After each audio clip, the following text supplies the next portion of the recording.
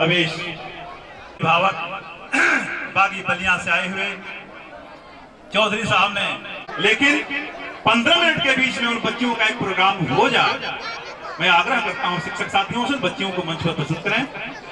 और उनके सहेलियों को, ताकि कार्यक्रम अपने उच्च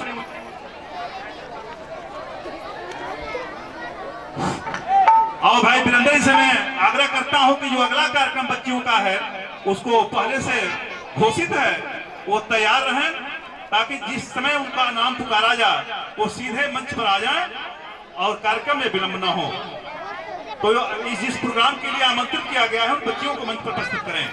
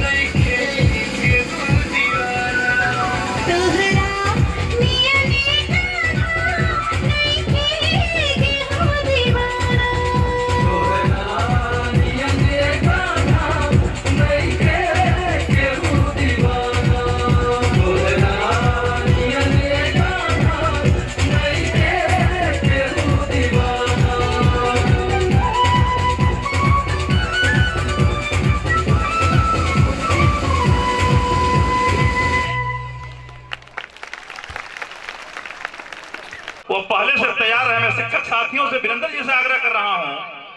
एक आठ और प्रोग्राम है उन बच्चियों का, और उनको जिनका पहले से नाम है उनसे कहे मैं दोबारा को शहीदी गीत के लिए टिंकू सिंह उन्हें मंच पर प्रस्तुत करें। वीरेंद्र जी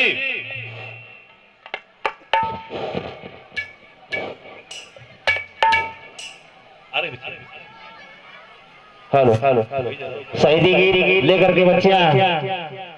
टिंकू राजभर प्रस्तुत हो रहा है। बहुत ही हृदय विदारक गीत आप लोगों के बीच में प्रस्तुत करेंगे बच्चे, जो एक शहीद की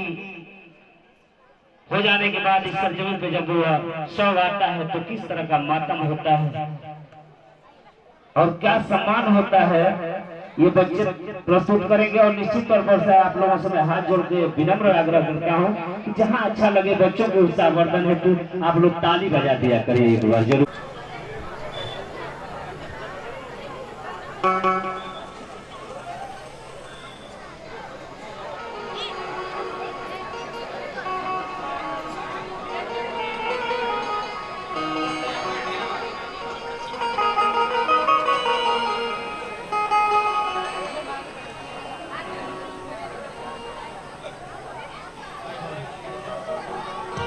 हेलो हेलो हेलो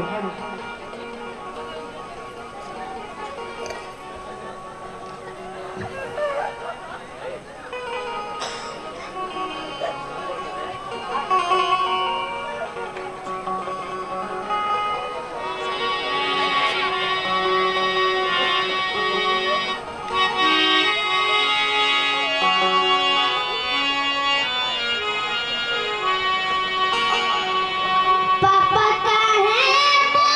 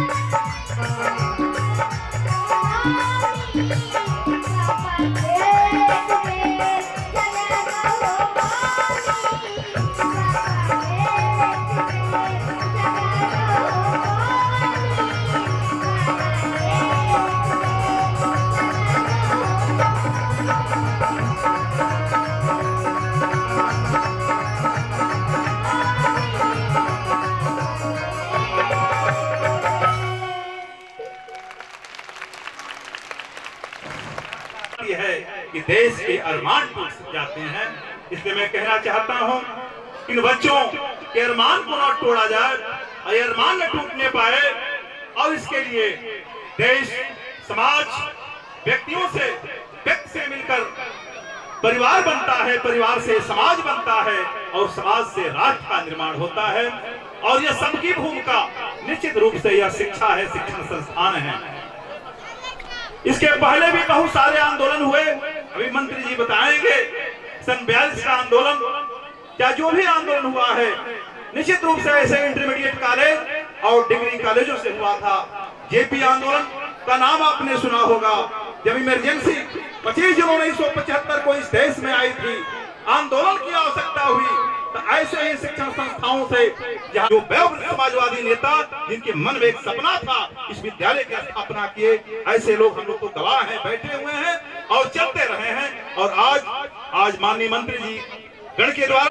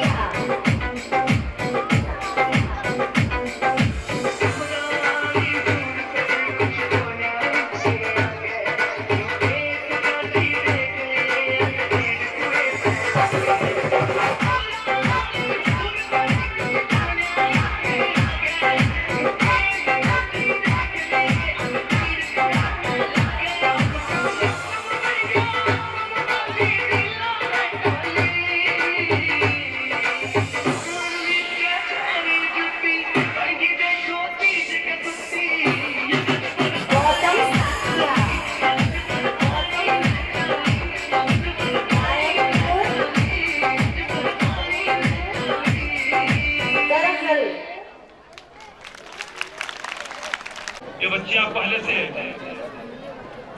उनका प्रोग्राम तय है, उन बच्चियों को मंच पर प्रस्तुत करने का कार्यक्रम। बच्चियां मंच की तरफ बढ़ती हुई देशभक्ति गीत, इसके बाद मंच की तरफ हम बढ़ेंगे। कार्यक्रम का प्रारंभ किया जाए।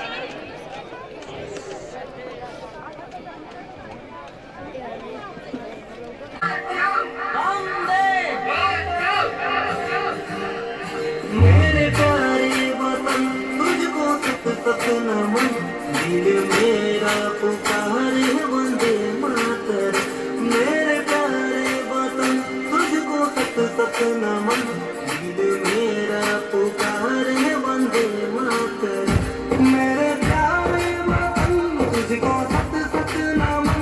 दिल मेरा पुकारे वंदे मातरम दिल मेरा पुकारे वंदे मातरम तू ही मेरा करम तू ही मेरा धर्म दिल मेरा पुकारे वंदे मातरम मेरे प्यारे वतन तुझको सत सत नमन दिल मेरा पुकारे वंदे मातरम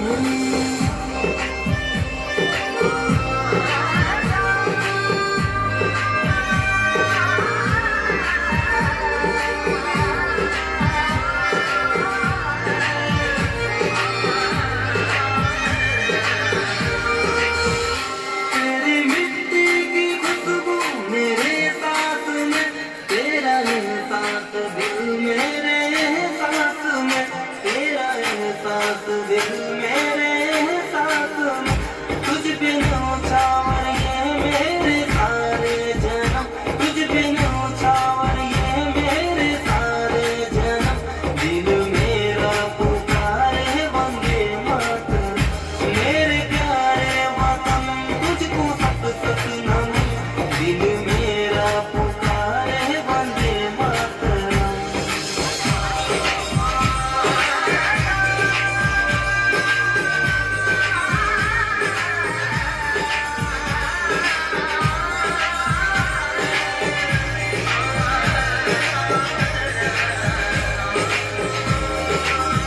तुझ पे कुर्बान मेरा रहूं जिस्म जो सबसे प्यारा वतन मेरा भारत महान सबसे प्यारा वतन मेरा भारत महान सारी दुनिया में तुझ सा न कोई चम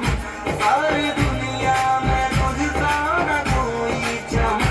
दिल मेरा पुकारे वंदे मातरम मेरे प्यारे वतन तुझको सत सत नमन दिल मेरा पुकारे वंदे मातरम मेरे प्यारे वतन तुझको सत सत नमन दिल मेरा पुकारे वंदे मातरम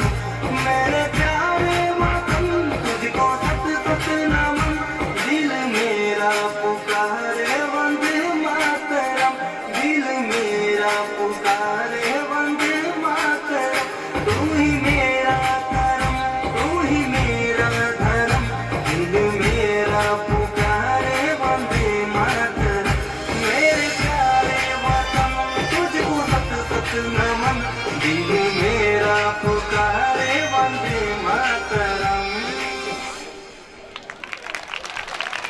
लग्न की तेज है देश अपने अभिजों का हो रहा है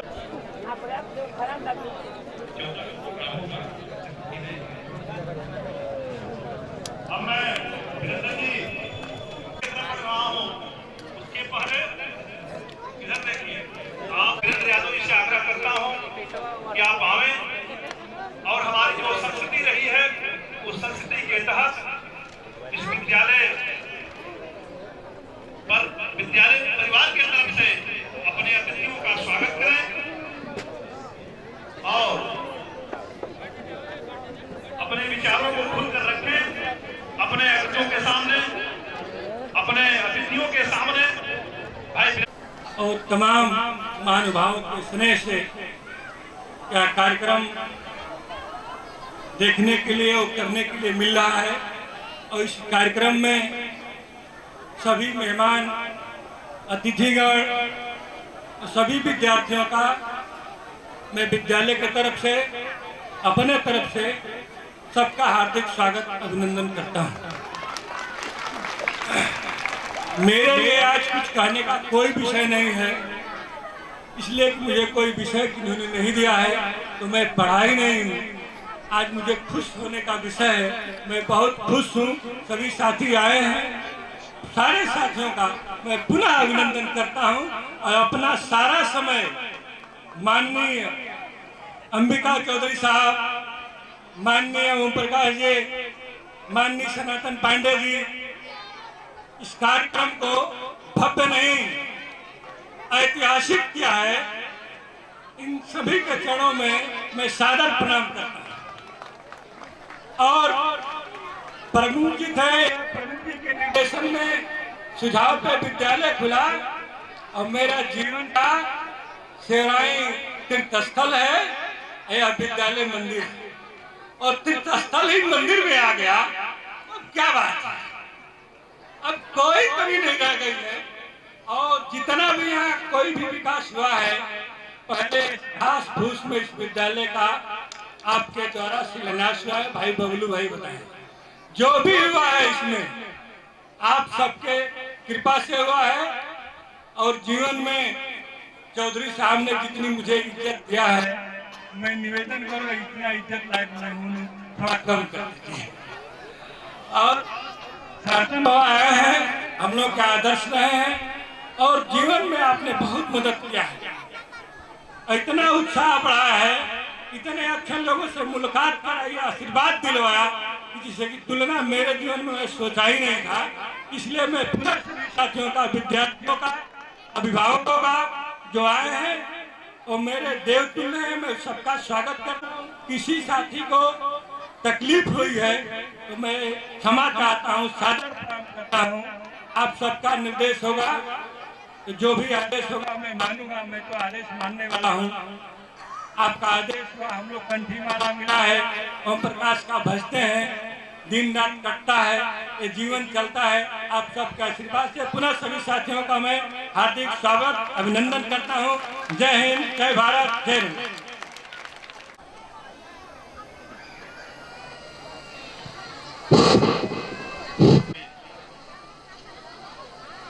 बलिया लोकसभा के अब गाजीपुर भी कह लीजिए, अभी चुनाव लड़े हैं हम सबके नेता जी, और यह सच्चाई भी है कि आप लोकसभा का चुनाव बलिया लोकसभा से चुनाव जीत चुके थे। लेकिन भारतीय जनता पार्टी जो वो भी सिख विद्यालयों से मिलती है कि छलदंभ देश पाखंड झूठ है अन्य, हम लोग सुने हैं ना प्रार्थना में। तो जो छलदंभ देश पाखंड झूठ अन्याय अत्याचार करने वाली एक पार्टी आपके बीच में है, जिन्होंने इनको चुनाव हराने का कार्य किया, सच्चाई इसको देश जानता है, समाज जानता है। ये लोकसभा में पहुंच चुके। निश्चित रूप से मैं आदरणीय सनातन पांडे जी को आमंत्रित करता हूं, और आप हमेशा इस इलाके के अंदर आते रहते हैं। आदरणीय सनातन पांडे जी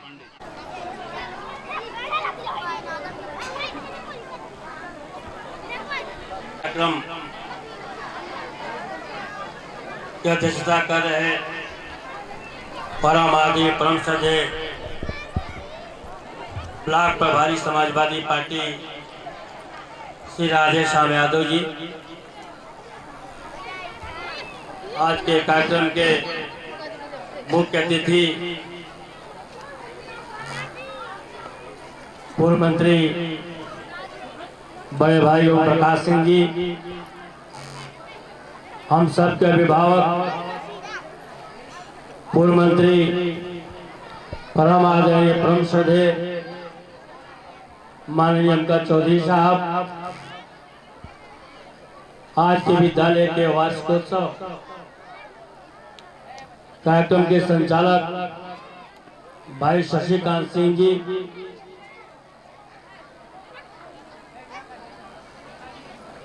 और हम लोगों के बीच उपस्थित पूर्व प्रमुख श्री रामनाथ यादव जी के पुत्र परम आदरणीय अंगद यादव जी, जिला पंचायत सदस्य राम सागर यादव जी, ब्लॉक प्रमुख भारत चौर भाई कौशल सिंह जी, अध्यापक सुबचन यादव जी, अध्यापक बलराम यादव जी, परम सम्मानित विश्राम यादव जी, भाई घनश्याम यादव जी, राजू सिंह जी सागापाली, श्री हवलदार सिंह जी और छोटे भाई धर्मेंद्र यादव जी, प्रधान भाई फूलबदन यादव जी, पूर्व प्रधान निसार साहब, समाजवादी पार्टी के वरिष्ठ साथी वरिष्ठ नेता परम आदरणीय परम श्रद्धेय रविंद्र यादव जी, मरखापुर प्रधान भाई जयप्रकाश कुशवाहा जी, कृष्णानंद राय जी, परम आदरणीय श्री मोहन तिवारी जी, श्री राधे श्याम यादव जी, भाई सुरेंद्र यादव जी, श्री अमर और बैठे हुए सभी सम्मानित साथियों और सामने बैठे हुए सभी अभिभावक, इस विद्यालय के सभी अध्यापकगण, इस विद्यालय के सभी छात्र और छात्राएं,